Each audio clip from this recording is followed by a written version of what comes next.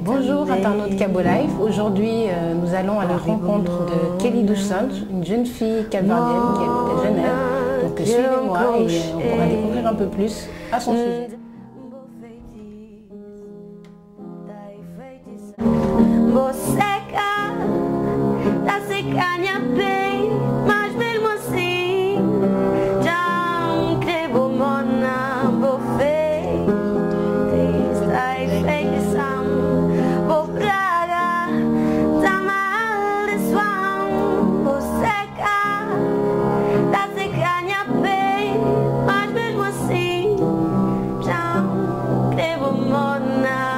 Salut Kelly, ça va?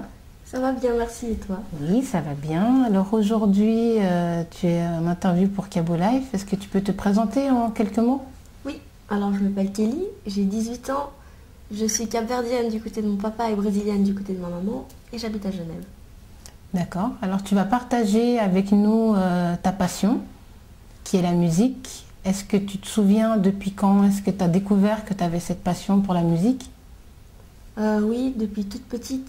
En fait, je suis née dans la musique vu que mon papa a un groupe et du côté brésilien aussi, Oui, ma grand-mère adore la musique, donc on va dire depuis que je suis née, je baigne dans ça. D'accord. Et tu as commencé à chanter depuis toute petite, c'est venu par après. Tu as fait d'autres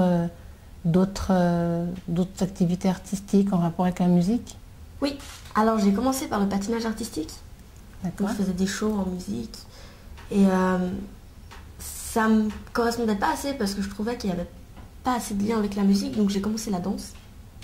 Donc, je danse Tu avais toujours. quel âge? J'ai commencé la danse, j'avais 8 ans ou 9 ans par là. Et bon, la danse par contre j'ai pas arrêté. Et ensuite j'ai commencé le piano à l'âge de 10 ans. Donc je suis au conservatoire de piano et au mois d'octobre 2010 j'ai commencé le chant. D'accord, ok. Donc actuellement, tu continues tes cours de piano au conservatoire. Oui. Tu fais des cours de chant. Non, j'ai commencé à chanter en fait par moi-même parce que j'ai découvert en fait qu'on pouvait trouver des accords sur internet et chanter les chansons. Et c'est comme ça en fait que j'ai commencé à chanter et on va dire j'ai développé ma voix un peu toute seule. Toute seule, d'accord. Et tu fais quoi dans la vie, mis à part chanter, bien sûr? Tu es en école, tu es en études? Alors oui, je suis au collège Rousseau en 3e année. Et à côté, je suis prof de danse dans une association qui s'appelle Air de Danse. D'accord, très bien. Et donc en 2010, tu as participé à un concours Oui. qui s'appelle Voz da Diaspora. Comment est-ce que tu as appris qu'il y avait ce concours qui allait avoir lieu à Genève?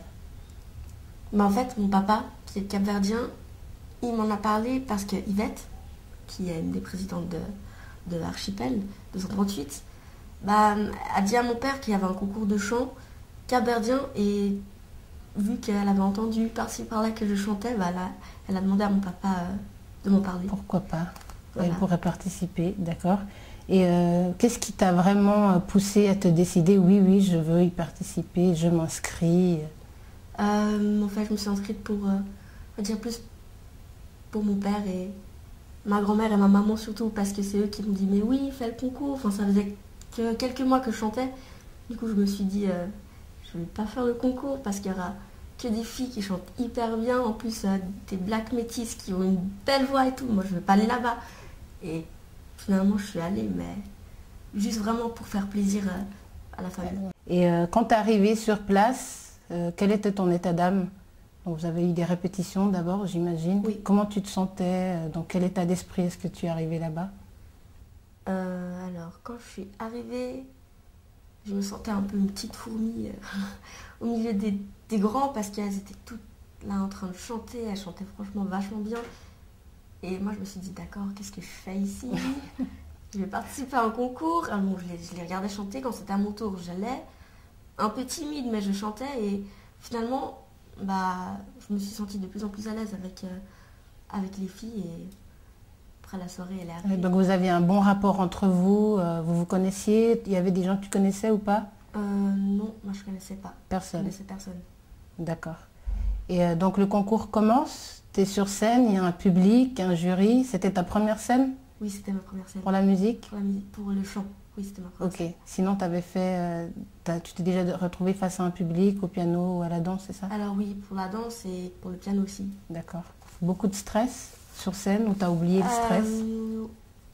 Quand on m'a appelé, je stressais beaucoup, mais quand mon instrumental a commencé en fait, j'ai fermé les yeux, je me suis dit vas-y, c'est bon. Voilà. J'ai vu ma grand-mère au fond de la salle qui sautait comme ça, je me suis dit c'est bon, tu vas tout défoncer. Puis D'accord. ça a été. Très bien. Et résultat? Résultat, j'ai gagné le concours. Franchement, je m'y attendais vraiment pas. Même au moment où il y avait, où Yvette annonçait le nom de la gagnante, moi j'étais dans le public à côté de ma sœur. Et quand elle a dit Kelly, je suis restée comme... j'ai pas réalisé, j'étais à côté de ma sœur et ma sœur elle me saute dessus. Puis elle me fait mais vas-y, c'est toi. Et j'ai fait quoi? Donc tu gagnes et au mois de juillet tu pars au Cap-Vert. Je pars au Cap-Vert, oui. C'était la première fois que tu allais au Cap-Vert? Non, mais c'était par contre la première fois que j'allais à Praia. D'accord. Et grosse découverte? Oui. T'étais allée où avant? À Saint-Quentin, oui, Saint-Vicent. Ok, donc très différentes les trois îles. Oui, quand même. Okay. Bon, quand je vais là-bas, je vais chez la famille, donc c'était un peu bizarre de me retrouver, on va dire, avec des gens qui ne me sont pas proches, voilà. D'accord. Qu'est-ce que tu as fait sur place une fois que tu es arrivé là-bas? Alors, quand on est arrivé, on est allé à la résidence. On s'est reposé. Tu as été accueilli? Oui, on a été vachement bien accueillis. Puis directement, on est allé aux répétitions. Et là, j'ai rencontré en fait les autres candidates. Et au début, qui venaient d'autres pays, c'est ça? Oui. Il y avait São Tomé e Príncipe, Cap-Vert, Guinée-Bissau et Portugal. Hollande, oui, elle est arrivée à... Je te remercie. Ok. Et est-ce que l'institution, donc une Infancia Feliz sur place, ils avaient organisé des activités pour vous? Vous avez bien été pris en charge? Parce que quand même avoir des jeunes qui viennent d'ailleurs, tu étais mineure à l'époque, hein, oui. Qui arrivent au Cap-Vert, alors que, comme tu dis, ils n'ont pas de proches avec eux. Comment est-ce que vous avez été encadré à ce niveau-là? L'organisation elle était vraiment bien. Ils avaient des activités à chaque fois pour nous. Et tout le temps, on allait visiter quelque chose où on avait un peu de temps libre. Et le soir, en fin d'après-midi, on allait au lieu de répétition pour répéter nos chansons. D'accord. Et du coup, vu qu'on était tout le temps tout ensemble, on s'est créé des liens. D'accord. Donc ça t'a permis de créer des liens d'amitié avec les autres candidates, oui. Les autres personnes que tu as connues sur place. Oui. D'accord. Donc qu'est-ce qui se passe ensuite au Cap-Vert? Vous faites vos répétitions. Quel était le but du voyage au Cap-Vert si la finale, normalement, elle devait avoir lieu à Boston? Alors, on devait faire une représentation au Cap-Vert. Je ne sais plus le nom. Un gala. Un gala, voilà, merci. Et après, de ce gala, on partait le jour suivant ou 2 jours après à Boston pour la finale du grand concours. D'accord. Donc, dans un premier temps, vous êtes tous rencontrés au Cap-Vert et vous partez tout ensemble à Boston. Et arrivé à Boston, encore une fois, comment est-ce que ça s'est passé? Un encadrement? Qu'est-ce que tu as fait de particulier qui t'a marqué, mis à part la finale, bien sûr? Alors, quand je suis arrivée, je me rappelle le premier truc qui m'a mis, on va dire, les étoiles dans les yeux, c'est la voiture. C'était une camionnette blanche, on aurait dit une limousine. Et puis, j'étais genre, ok, on est à Boston, c'est quoi? J'étais un peu... c'est un dépaysée. Rêve, aller en Amérique gratuitement, parce que tout est offert pour un concours de chant que j'ai gagné. On va dire, j'étais pas là. J'étais absente. D'accord. Et sur place, vous avez eu également des répétitions avec oui. un live band? Oui. C'était la première fois que tu jouais avec des musiciens, que tu chantais avec des musiciens en fait? Oui, c'était la première fois que je chantais avec des musiciens et de nouveau là, j'avais l'impression qu'on était toutes des mini Beyoncé, qu'on arrivait, qu'on était accueillis. Il y avait les musiciens, on chantait, ils nous apportaient à manger, ils nous ramenaient à l'hôtel. C'était vraiment génial. Donc ce concours, Voix de la Diaspora, à la base, c'est l'ex-première dame du Cap-Vert qui est à la base de cette organisation. Et elle était avec vous pour les voyages et le concours. Quel était le rapport entre vous et elle? Alors oui, elle était avec nous. Elle venait avec nous à Boston, au Cap-Vert, au gala. Elle était là également. Et quelquefois, elle venait à la fin des répétitions, il me semble, pour nous parler ou nous découvrir un petit peu. D'accord. Tu te sentais proche d'elle ou pas? Tu la sentais intéressée par vous ou pas? Oui, elle était très très intéressée. Elle est très intéressée par la musique et en fait tout ce qui peut apporter quelque chose au Cap-Vert, culturellement. D'accord. Et arrive le grand jour, hein, la finale.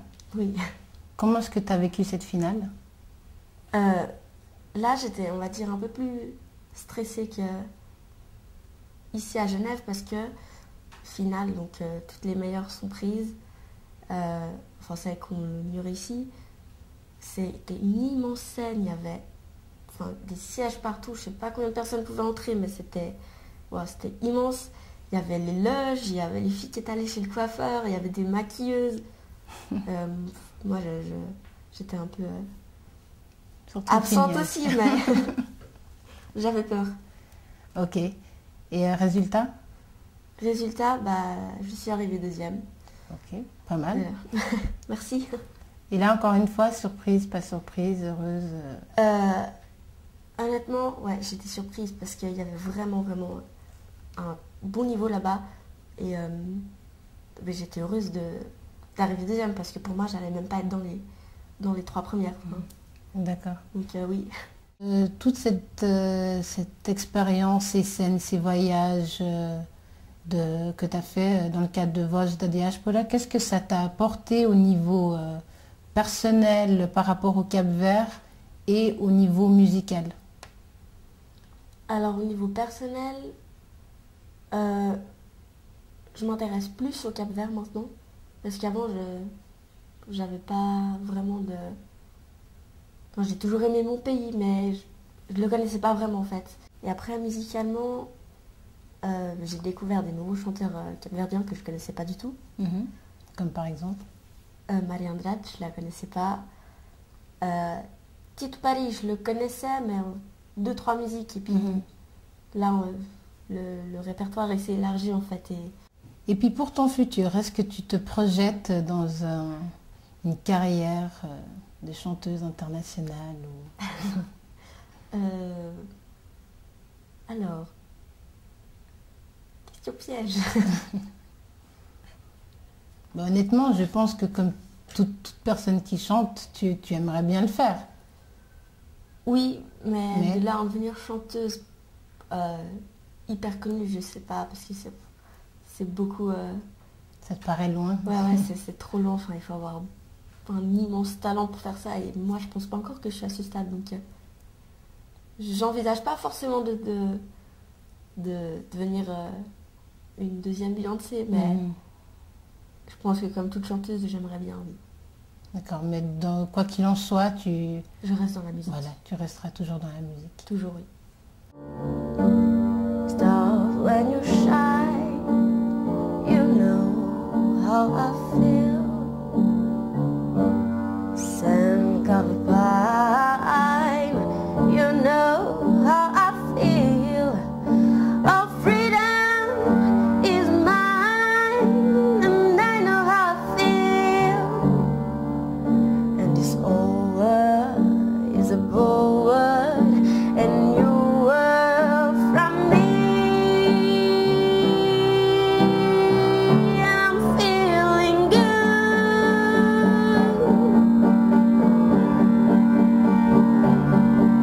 I'm feeling good.